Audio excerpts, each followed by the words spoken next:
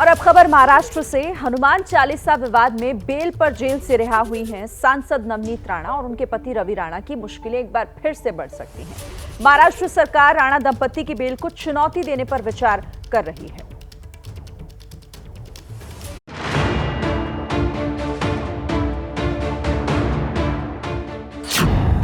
नवनीत राणा का उद्धव ठाकरे को challenge. Challenge करती हूँ कि लोगों के बीच में आकर इलेक्शन लड़कर चुन के दिखाइए। हनुमान चालीसा पर फिर दी चुनौती। हनुमान चालीसा और राम भगवान का नाम लेना अगर गुनाह है तो 14 दिन नहीं 14 साल रहने को मैं जेल में तैयार हूँ। मनाही के बावजूद मीडिया में बयान। आज आपके पूर्वजों के नाम से आपको आज पद मिला है मुख्यमंत्री का, पर जनता के सामने आकर आप लड़के दिखाएं। जमानत पर जेल से छूटने और 3 दिन तक इलाज कराने के बाद जब नवनीत राणा मुंबई के लीलावती अस्पताल से बाहर निकली, इनके तेवर पहले से भी तल्ख थे। नवनीत ने समर्थकों के साथ अस्पताल के बाहर ही हनुमान चालीसा का पाठ किया और सीधे सीएम उद्धव ठाकरे को चुनौती दे डाली। मिटे सब पीरा जो सुमरे हनुमत बलबीरा। तो ठाकरे जी को भी बोलना चाहूंगी, इतना अत्याचार तुम्हारे पास पावर है, पावर का उपयोग तुम नहीं। चैलेंज करती हूँ कि लोगों के बीच में आकर इलेक्शन लड़कर चुन के दिखाइए। महाराष्ट्र में कोई भी डिस्ट्रिक्ट आप चुनिए और लोगों की सेवा करके चुन के आना किसे कहते हैं, वो वहाँ खड़े रहिए और आपके विरोध में आपके सामने मैं खड़ी रहूंगी और चुन के आपने दिखाना कि महिला ताकत के सामने और ईमानदारी और मेहनत के सामने किस तरीके से चुन के कौन आ सकता है। नवनीत राणा के इस चैलेंज से शिवसेना और आग बबूला हो गई है। कहा जा रहा है कि महाराष्ट्र सरकार नवनीत और रवि के खिलाफ फिर से कोर्ट जा सकती है। अरे भाई, मुख्यमंत्री तो बहुत दूर की बात है। किसी भी शिव सैनिक को चुन लीजिए और जहां से बोलिए वहां से लड़ जाएं। 2014 में आप चुनाव हार चुकी हैं। आप कोई बहुत बड़ी 30 मार खा नहीं है। ठीक है, 19 में आप चुनाव जीती हैं। लोकतंत्र में लोग हारते जीतते हैं, लेकिन मुख्यमंत्री की एक गरिमा होती है, उनकी एक शोभा होती है। उन पर अशोभनीय टिप्पणी बंद करिए। नहीं, मुझे तो ये आश्चर्य लगता है, ये हैरत होती है कि ऐसे बेजवाबदार लोग जिनको कोर्ट ने बेल देते समय कुछ आटी और शर्ती रखा है और वो शर्त के हिसाब से उन्होंने शर्त भंग किया है, उनके ऊपर कंटेम ऑफ कोर्ट होना चाहिए और इनको डबल से जेल में डालना चाहिए। आपको बता दें कि 4 मई को मुंबई के सेशंस कोर्ट ने नवनीत और इनके पति रवि राणा को मीडिया से बात न करने की शर्त पर जमानत दी थी।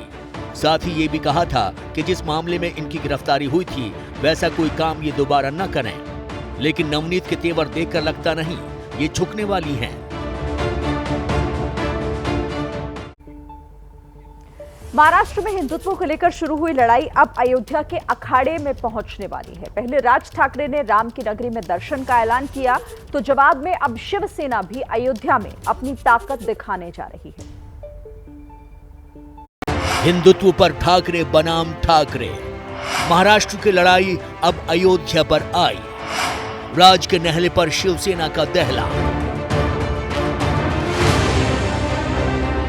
शिवसेना से राज्यसभा सांसद संजय राउत ने भगवान श्री राम की इसी तस्वीर को ट्वीट कर जानकारी दी कि 10 जून को आदित्य ठाकरे अयोध्या जा रहे हैं। तस्वीर पर लिखा है, एक पल प्रभु के चरणों में। 10 जून की तारीख लगभग तय हो गई है और आदित्य ठाकरे जी के साथ महाराष्ट्र से नहीं तो पूरे देश से शिवसैनिक, युवा सैनिक, पूरे उत्तर प्रदेश में शिवसेना के साथ जुड़े हुए सभी लोग अयोध्या में 10 जून को अपना वहाँ दर्शन देंगे, प्रभु राम जी का आशीर्वाद लेंगे। संजय राउत भले ही आदित्य ठाकरे के अयोध्या दौरे को राजनीति से न जोड़ने की बात कह रहे हों, लेकिन मुंबई में शिवसेना की तरफ से लगाया गया ये पोस्टर कुछ और कहानी बयान कर रहा है। इस पोस्टर पर लिखा है, असली आ रहा है, नकली से सावधान। पोस्टर से बखूबी समझा जा सकता है कि यहाँ शिवसेना ने नकली शब्द राज ठाकरे के लिए इस्तेमाल किया है, क्योंकि राज ठाकरे ने भी 5 जून को अयोध्या में रामलला के दर्शन का ऐलान किया है। आणि नंबर 2, 5 जून या दिवशी मी माझ्या सर्व सहकाऱ्यांसह अयोध्येला जाणार आहे. जाहिर है असली लड़ाई हिंदुत्व की है, हिंदू हृदय सम्राट बनने की है, जो अब अयोध्या में राम दरबार तक पहुंच गई है.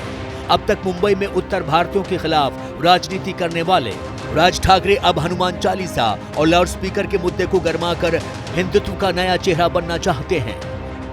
लेकिन शिवसेना अपने पुराने गढ़ अयोध्या में ताकत दिखाकर राज का प्लान फेल करना चाहती है.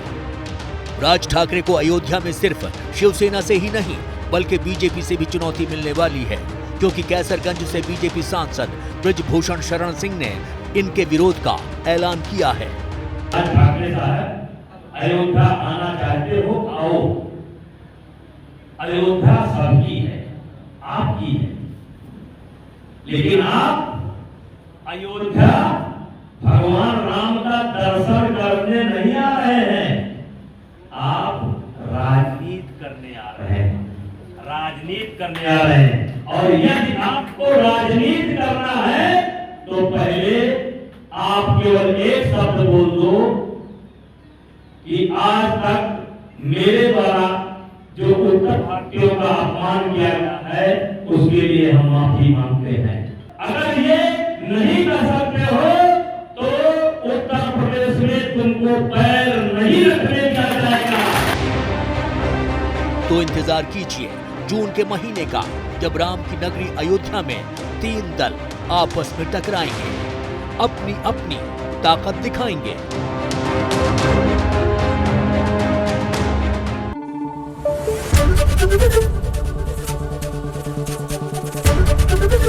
एबीपी न्यूज आपको रखे आगे.